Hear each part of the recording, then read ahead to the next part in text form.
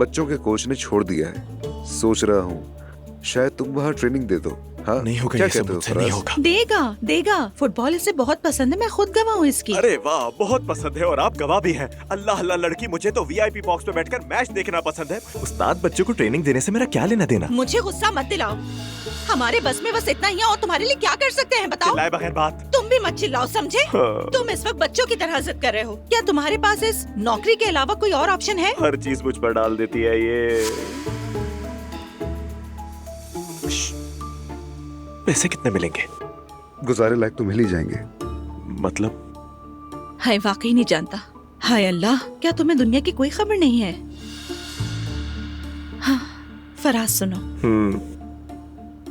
इस आमदनी से तुम अपने पुराने मेयार के मुताबिक नहीं जी सकोगे। अल्लाह अल्लाह लड़की, अगर मैं जी नहीं सकूंगा तो काम क्यों करूं?